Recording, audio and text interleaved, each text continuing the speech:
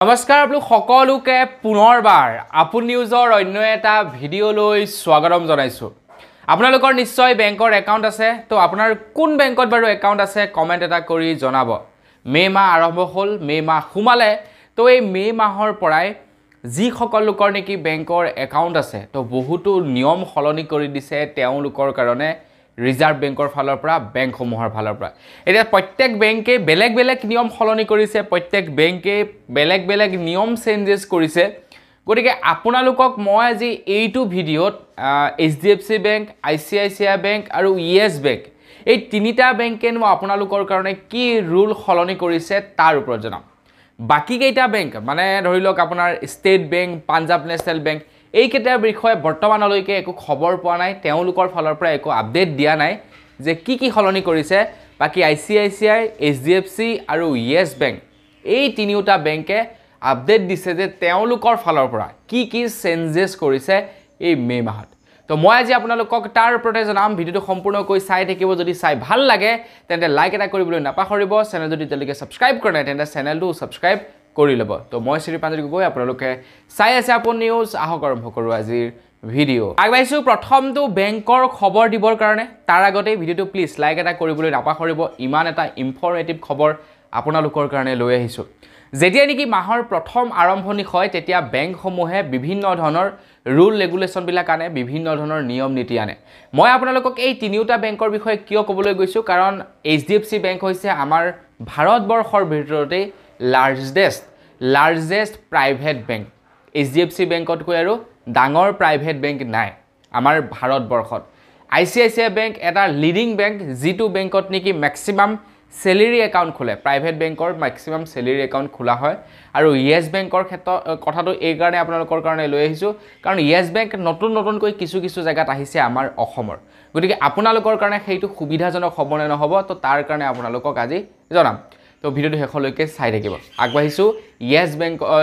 ICICI বেংকৰ ওপৰত ক'বৰ কাৰণে, বা ICICI বেংকৰ ওপৰত ওলোৱা নতুন নিয়মৰ ফালে। তো ICICI বেংকে কেইবাটাও নিয়ম বান্ধি দিছে, আৰু এনেকুৱা কিছুমান নিয়ম বনাইছে ICICI বেংকে, তেওঁলোকে চাবিত কৰি দিছে, তেওঁলোকে প্ৰুফ কৰি দিছে যে আমি প্ৰাইভেট ছেক্টৰৰ বেংক, আমি মালিকাধীন বেংক, আমাৰ এজন মালিক আছে। গতিকে আমাৰ মালিকে যি ক'ব, আমাৰ বছে যি ক'ব, সেইটোৱে চলিব আমাৰ বেংকৰ গ্ৰাহকসকলৰ লগত। মানে ICICI বেংকে এইটো প্ৰুফ কৰি দিছে যে মালিকে যিটো বিচাৰিব সেই মৰ্মে তেওঁলোকে গ্ৰাহকক চলাব। এতিয়া বহুলোকে এই যিকেইটা নেকি খবৰ মই আপোনালোকৰ কাৰণে দিম, বা যিকেইটা নিয়ম নতুনকৈ উলিয়াইছে, সেই নিয়মকেইটা শুনাৰ পাছত হয়তো বহুতে ICICI বেংকত একাউণ্ট খুলিবলৈ বাদ দিব। কিন্তু যিসকলে অলৰেডি খুলি দিলে, যিসকলৰ অধীনত তাতে চেলেৰি একাউণ্ট চলি আছে, FD চলি আছে, তো তেওঁলোকতো বিৰাট মুস্কিলত পৰি গ'ল। তো এটা আপোনালোকক জনাই যাম, শেষলৈকে শুনিব। তো ICICI বেংকৰ প্ৰথমটো নিয়ম হৈছে, আপোনালোকে যদি এতিয়া সন্ধিয়া 6টা বজাৰ পাছত যদি আপোনালোকে কেছ ডিপজিট কৰিবলৈ যায় তেন্তে আপোনালোকে 50 টকা ফিজ দিব লাগিব বুলি জনাইছে। 50 টকা ফিজ দিব লাগিব যদিহে আপোনালোকে সন্ধিয়া 6 বজাৰ পাছত পইচা জমা কৰিবলৈ যায়। তো এই নিয়মটো অৱশ্যে আমাৰ নিচিনা সৰু মানুহৰ কাৰণে নাখাটিব। যিবিলাক নেকি ডাঙৰ বিজনেছমেন আছে, যিসকলে নেকি ৰাতি গৈ পইচা জমা দিয়ে, তেওঁলোকৰ কাৰণে এই নিয়মটো প্ৰযোজ্য হ'ব। তেওঁলোকে 50 টকাকৈ এক্সট্ৰা পে' কৰিব লাগিব। তাৰ পাছতে আহি গ'ল, আপুনি যদি ATM কাৰ্ড ৰাখে, মানে আপোনাৰ ওচৰত যদি ATM কাৰ্ড আছে, তেনে ক্ষেত্ৰত আপোনালোকে বোলে এতিয়া 200 টকা দিব লাগিব বুলি জনাইছে। তাৰ লগে লগে আপোনালোকৰ যদি ATM কাৰ্ড হেৰায় বা ATM কাৰ্ডৰ ভেলিডিটি গুচি যায়, আৰু ATM কাৰ্ড যদি আপোনালোকে নতুনকৈ এপ্লাই কৰিব বিচাৰে, তেন্তে আপোনালোকে কি কৰিব লাগিব, 200 টকাকৈ ICICI বেংকক দিব লাগিব বুলি জনাইছে। তাৰ পাছতেই জনাইছে যে আপোনাৰ যেনিবা চেক বুকৰ বহুতেই প্ৰয়োজন হয়। তো আপোনালোকে যেতিয়া নেকি প্ৰথম চেক বুক ল'ব ICICI বেংকৰ পৰা, তেতিয়া আপোনালোকক 25 খিলা পাতৰ এখন চেক বুক প্ৰদান কৰিব।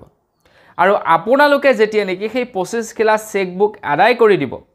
তেতিয়া আপোনালোকক প্ৰত্যেক পাত চেক বুকৰ, প্ৰত্যেক খিলা চেকৰ কাৰণে 4 টকাকৈ চাৰ্জ কৰিব বুলি জনাইছে ICICI বেংকৰ ফালৰ পৰা। এক প্ৰকাৰে ক'বলৈ গ'লে তেওঁলোকৰ মানে মন মানি, তেওঁলোকে যিটোকে বিচাৰিব সেইটোকে কৰিব। তাৰ পাছতে হৈ গ'ল যে আপোনালোকে যদি পাছবুক ইস্যু কৰিব বিচাৰে, নতুনকৈ যদি পাছবুক ল'ব বিচাৰে, তেন্তে আপোনালোকে 100 টকা দিব লাগিব আৰু যদি আপোনালোকে আপডেট কৰিব বিচাৰে মানে পাছবুকখন আপডেট কৰিব বিচাৰে তেন্তে প্ৰতিটো পেজত আপোনালোকে 25 টকা কৈ দিব লাগিব আপোনালোকৰ যেইটা পেজ হ'ব সেই টকা আপোনালোকৰ কাটিব বুলি জনাইছে তাৰ পাছতে ICICI বেংকে কৈছে যে আপোনালোকৰ যেতিয়া নেকি সেভিংস একাউন্ট তাতে খুলিব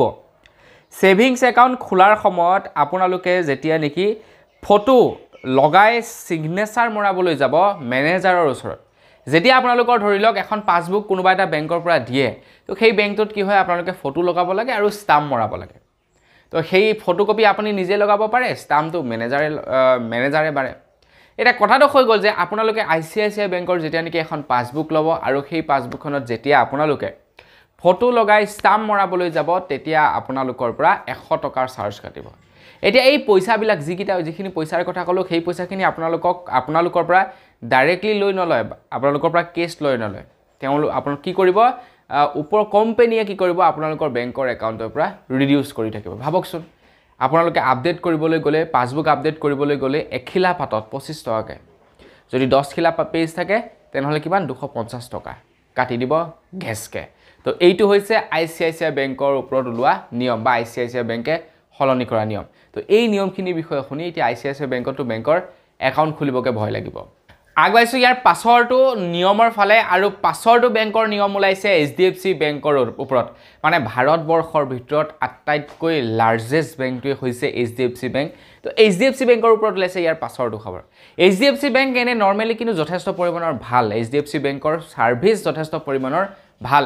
বেয়া নহয় এতিয়া HDFC বেংকে এনেকুৱা ধৰণৰ চাৰ্জেছ বিলাক লগোৱা নাই তেওঁলোকৰ আগৰ পৰা যি নেকি ৰুল ৰেগুলেশন আছে সেই একে ধৰণৰ আছে তেওঁলোকৰ তাতে একাউণ্ট খুলিবলৈ হলে আপোনালোকৰ 5000 টকা মিনিমাম বেলেন্স মেইনটেইন থাকিব লাগিব ইটো হিটো তেওঁলোকৰ আগৰ যিবিলাক নেকি নতুনকৈ নীতি নিয়ম আছিল তো সেইবিলাক HDFC বেংকত থাকিব বুলি জনাইছে সেইবিলাক চেঞ্জেছ হোৱা নাই কিবা যদি চেঞ্জেছ হয় তেওঁলোকৰ ফালৰ পৰা জনাব আৰু মই আপোনালোকক জনাই দিম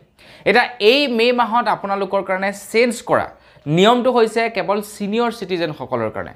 আপোনালোকৰ ঘৰতো সিনিয়ৰ সিটিজেন যদি আছে তো তেওঁলোকৰ কাৰণেহে এই নিয়মটো খলনি কৰিছে HDFC বেংকৰ ফালৰ পৰা কৈছে যে HDFC বেংকত যে নেকি সিনিয়ৰ সিটিজেন সকলৰ কাৰণে ফিক্সড ডিপোজিট সিস্টেম আছে যেনেকি ফিক্সড ডিপোজিট কৰিব পৰা এটা সিস্টেম আছে যত নেকি ইন্টাৰেষ্ট বেছিকৈ পোৱা যায় 7.6% ইন্টাৰেষ্ট পোৱা যায় ফিক্সড ডিপোজিট কৰিলে সিনিয়ৰ সিটিজেন সকলে তো সেই যে নেকি বিশেষ স্কিম আছিল সেই স্কিমটো এই মে মাহৰ পৰা বন্ধ কৰি দিব বুলি জনাইছে তো HDFC বেংকৰ পৰা ওলোৱা নিয়মটো এইটোৱে আমাক বৰ বেছি প্ৰভাৱ নেপেলাই ICICI বেংকৰ নিচিনাকৈ কিন্তু যি যাই হওক কিবা নহয় কিবা এটা নিয়মটো চেঞ্জেছ কৰিছে আগবাইছো একেবাৰে হেখৰটো বেংকৰ ফালে আৰু একেবাৰে হেখৰ বেংকটো ওলাইছে ইয়েস বেংকৰ ওপৰত ইয়েস বেংকে তেওঁলোকৰ বেংকৰ মিনিমাম বেলেন্স ৰখাৰ পৰিমাণটো এতিয়া বৃদ্ধি কৰি দিছে বুলি জনাইছে মানে আজিকালি বেংক প্ৰাইভেট বেংক বিলাকত আপুনি একাউণ্ট খুলিবলৈ গ'লে মিনিমাম বেলেন্স মেইনটেইন কৰিব লাগে 5000 টকা 10000 টকা মিনিমাম বেলেন্স মেইনটেইন কৰিব লাগে যদি মিনিমাম বেলেন্স মেইনটেইন নকৰে তেন্তে আপোনালোকৰ পৰা ফাইন কাটে এটা ইয়েস বেংকৰ আকৌ মিনিমাম বেলেন্স ৰখা সিস্টেমটো অধিকেই বেছি কৰি পেলালে বেছিতকৈ বেছি কৰি পেলালে ইয়েস বেংকে তো ইয়েস বেংকৰ ফালৰ পৰা জনাইছে ইয়েস বেংকৰ যি নেকি আপোনাৰ প্ৰিমিয়াম একাউণ্ট বিলাক আছে তো কি ফেসিলিটি পায় ইয়াত বাৰু নাজানো প্ৰিমিয়াম একাউণ্ট বিলাকত যাৰ আছে তেওঁলোকে বুজি পাব যে কি চাগে ফেসিলিটি পায় তো প্ৰিমিয়াম একাউণ্টত এতিয়াৰে পৰা 50000 টকা মিনিমাম বেলেন্স ৰাখিব লাগিব নহলে 1000 টকা কাটিব তাৰ পাছতে ইয়েস সেন্সেস সেভিংস একাউণ্ট বুলি আছে তো সেই সেভিংস একাউণ্টত আকৌ 25000 টকা মিনিমাম বেলেন্স ৰাখিব লাগিব যদি নাৰাখে তেনে 750 টকা ফাইন তাৰ পাছত আহিলো আমাৰ নিচিনা দুখীয়া মানুহৰ যিবিলাক নেকি সেভিংস একাউণ্ট সেইবিলাকৰ ফালে তো আমাৰ নিচিনা দুখীয়া মানুহৰ সেভিংস একাউণ্ট মানে নৰ্মেল